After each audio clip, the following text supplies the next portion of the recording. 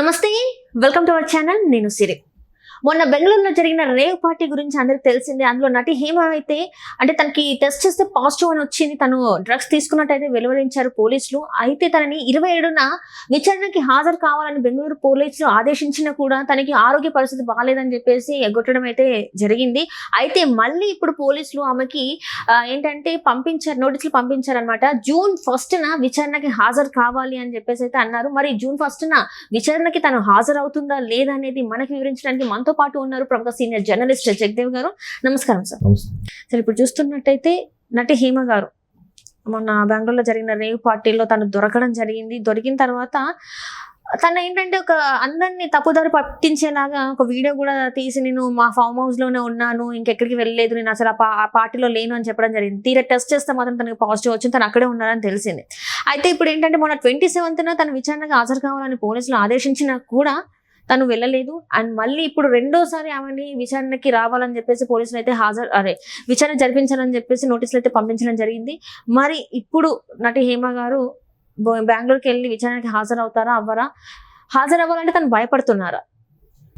హాజరు అవుతారా అవరా అనేది బిగ్గెస్ట్ క్వశ్చన్. ఎందుకంటే మొన్న 27వ తేదీన విచారణకు రమ్మని చెప్తే ఆమెకి ఏదో ఫీవరు, ఒంట్లో బాగాలేదు, నలతగా ఉంది అని చెప్పి అటెండ్ అవ్వలేదు. బట్ ఒకటినైనా అటెండ్ అవ్వాలని అంటున్నారు.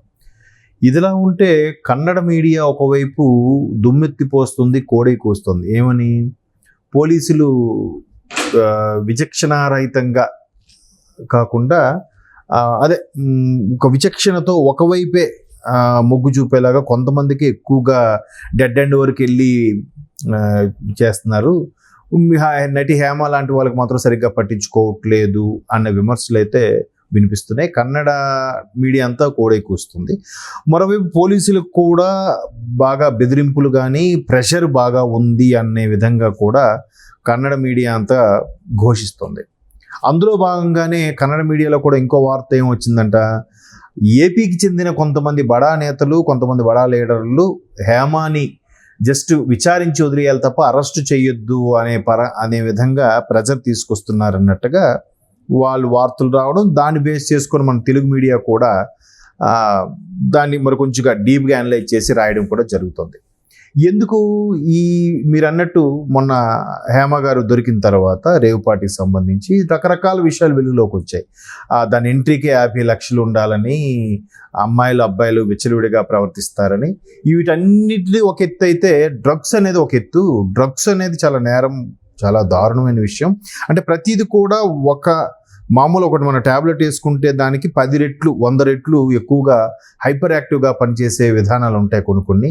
దాని మితిమీరి పిచ్చి వాళ్ళగా కూడా బిహేవ్ చేసే సందర్భాలు ఉంటాయి. కాబట్టి డ్రగ్స్ని ఎప్పుడు అవాయిడ్ చేస్తారు, దాని నేరం కింద కూడా పరిగణిస్తారు. సో ఆ డ్రగ్స్ కోసమే మెయిన్ ఆ రేవ్ పార్టీలకు వెళ్తారు అనే దాని మీద కూడా చాలాసార్లు సందర్భాల్లో మనం చూసాం. సో ఇప్పుడు ఎప్పుడైతే ఈవిడతో పాటు మరికొంతమంది ప్రముఖులు, బడా నేతల పిల్లలు, బిజినెస్ మ్యాన్ల పిల్లలు ఉన్నారో వాళ్ళందరూ కూడా తెలియదు మీడియా ముఖంగా, లేదంటే కొద్దిగా నేము ఫేము ఉన్నవాళ్ళు కాదు. నేమ్ ఉంటే ఉండొచ్చు కానీ ముఖం ఎవరికి తెలియదు కాబట్టి పర్వాలేదు. బట్ ఇండస్ట్రీ అనేసరికి ఒక్కసారిగా అందరి దృష్టి అటెన్షన్గా ఉంటుంది అటువైపే. సో ఈవిడ దొరకడము, నేనేం లేదు ఇక్కడ హైదరాబాద్లో ఉన్నా అని చెప్పి ఒక వీడియో లీక్ చేయడము, అది కాస్త ఆవిడ పెట్టిన వీడియోకి అక్కడ పోలీసులు రిలీజ్ చేసిన ఫోటోకి సేమ్ డ్రెస్సెస్ ఉండడం వల్ల మళ్ళీ ఆ నోట ఈ నోట కన్నడ పోలీసులకు రీచ్ అయిన తర్వాత వాళ్ళు ఇంకొక కేసు ఫైల్ చేయడం, ఈవిడ దొరకడమే కాకుండా తప్పుని కప్పిపుచ్చే ప్రయత్నం కూడా చేస్తుందని అదొక సెక్షన్ పురమాయించడం, ఇవన్నీ జరిగాయి. అయితే ఒకవైపు ఆవిడ కూడా ఏమంటుంది మీడియా ముందు, నేను చేసింది తప్పు అయితే పెద్ద తప్పేం కాదు కదా, నాకు ఏదో ఉన్న పరిచయాల కొద్ది నేను వెళ్ళాను, నేను చేసింది చాలా తప్పు, దాన్ని పెద్దగా చూపిస్తున్నారు అన్నట్టుగా మీడియాలో కూడా కొన్ని చూసాం. దీనికి కొంతమంది ఆమెకు సపోర్టుగా కూడా ఇండస్ట్రీలో కొంతమంది వ్యక్తులు సపోర్టివ్గా ఉన్నారు. అయితే ఆ సపోర్టివ్గా ఉన్న వ్యక్తులకి సంబంధించి గతంలో వాళ్ళు ఎన్నికల్లో నిలబడినప్పుడు వాళ్ళకి ఏపీ ప్రభుత్వం కానీ ఏపీలో కొంతమంది లీడర్లు కానీ సపోర్ట్ ఇచ్చారు కాబట్టే ఇప్పుడు ఆ పెద్ద స్టార్లు అవ్వచ్చు, పెద్ద నటులు అవ్వచ్చు, వాళ్ళు కూడా ఈమెకి సపోర్ట్ ఇస్తున్నారు అనే చర్చ అయితే నడుస్తుంది. సో దాంట్లో భాగంగానే అక్కడ ఏపీలో కొంతమంది బడా లీడర్ల పిల్లలు కూడా ఎస్పెషల్లీ రాజకీయ నాయకులు పిల్లలు ఒకరో ఇద్దరు అందులో ఉన్నారు రేవ్ పార్టీలో. బట్ వాళ్ళ ముఖాలు ఎవరికి తెలియదు కాబట్టి పెద్దగా రిస్క్ లేదు. వాళ్ళని వరకు కేవలం విచారించి వదిలేయండి, అరెస్టులు గిరెస్టులు చేయొద్దు, తర్వాత ఏమంటే మళ్ళీ చూసుకుందాం అన్నట్టుగా కూడా ప్రెషర్ వెళ్తుంది. ప్రెషర్ వెళ్ళిన నేపథ్యంలో సో ఇక్కడ ఉండే కొంతమంది నటులకి, కొంతమంది సీనియర్ వ్యక్తులకి, అక్కడ ఉండే బడా రాజకీయ నాయకులకి ఏదో వాళ్ళకి సంబంధం ఉండడమో, లేదా వాళ్ళ తాలూకు పిల్లలు కూడా ఆ రేవ్ పార్టీలో ఉండడమో, మొత్తానికి వీళ్ళ నుంచి కన్నడ ప్రభుత్వంలో ఉండే కొంతమంది పెద్దలకి ఫోన్ కాల్ వెళ్ళడం, ఆ ప్రభుత్వం నుంచి అక్కడికి ప్రభుత్వమో లేదంటే బడా నేతలో సంథింగ్ ప్రెషర్ వెళ్ళడం అనేది జరిగింది. ఎందుకు జరిగింది అని అంటున్నానంటే, ఆ కన్నడ మీడియా ఒకటి కోడై కూయడం ఈ అంశం మీద, తెలుగు మీడియాలో కూడా దాని మీద రకరకాల కథనాలు రావడం, మరోవైపు పోలీస్ బాస్ కూడా ఎవరైతే ఇన్వెస్టిగేషన్లో ఉన్నారో ఆయన కూడా మేము నిష్పక్షపాతంగానే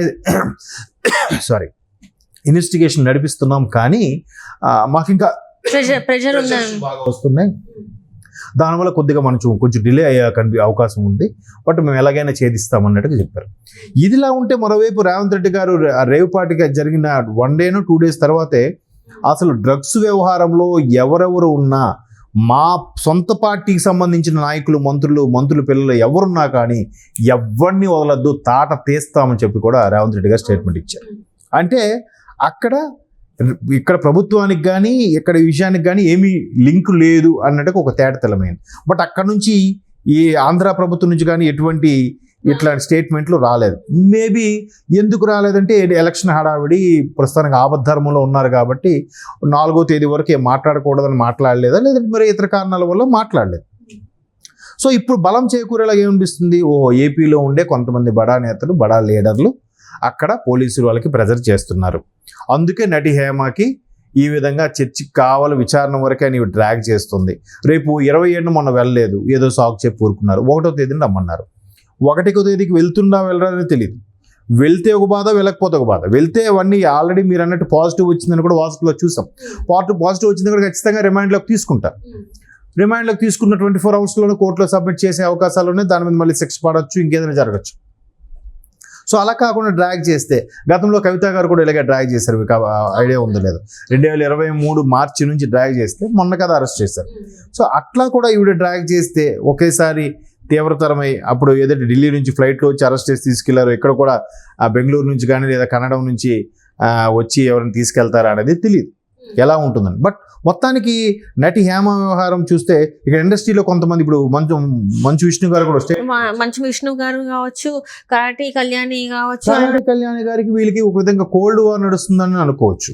అంటే మంచు విష్ణు గారు మాత్రం మంచి మాట చెప్పారు. ఏంటంటే ఇప్పుడు ఆమె మీద నేరారోపణ నేరం మోపబడింది, బట్ అది నిరూపణ అయితే ఇంకా జరగలేదు. బట్ పాజిటివ్ వచ్చిందంటే ఆల్మోస్ట్ సగం నిరూపణ అయిపోయినట్టే. బట్ ఆమె ఒక ఆడబిడ్డ, ఎందుకు ఇట్లా ట్రోల్స్ చేస్తారు, ఇబ్బంది పెడతారు అన్నట్టుగా చెప్పారు. అది నిజంగా మంచి విషయం. కాకపోతే అంతకన్నా దారుణమైన ఉంటారు, కాకపోతే ఇండస్ట్రీకి చెందిన వాళ్ళు కదా, ఆవిడ అందరికి తెలిసిందని చెప్పేసి ఒక్కసారి పొలవమని అందరూ ఆమె మీద పడిపోవడం అనేది కరెక్ట్ కాదని నా అభిప్రాయం. పడిపోవడం ఇన్ ద సెన్స్ ఆమెనే సెంటర్ చేసి ట్రోల్స్ చేయడం అనేది కరెక్ట్ కాదు. బట్ అన్ని నిరూపణలు అయ్యాక మీ ఇష్టం, ఏదో చేసుకోండి. కానీ ఆ పరంగా విష్ణు గారు రిక్వెస్ట్ చేసిన అంశం వాస్తవమే. మేబీ ఇప్పుడు చూడాలి, ఇంకా 1వ తేదీన ఆవిడ అటెండ్ అవుతారా లేదంటే మళ్ళీ పొడిగిస్తే ఈసారి 3-4 ఛాన్సులు అయిపోయిన తర్వాత 5వసారికి ఖచ్చితంగా వాళ్ళు కోర్టుకి అపీల్ చేస్తారు. కోర్టు ఏముంటుంది, ముక్కు పట్టుకొని ఈడ్చుకురండి అని చెప్తుంది. సో రైట్ సార్, మరి చూద్దాం June 1 తను అటెండ్ అవుతుందా లేదా, మళ్ళీ ఇలాంటి సాకులు చెప్తారు ఏంటి అనేది అయితే చూద్దాం. So thank you so much.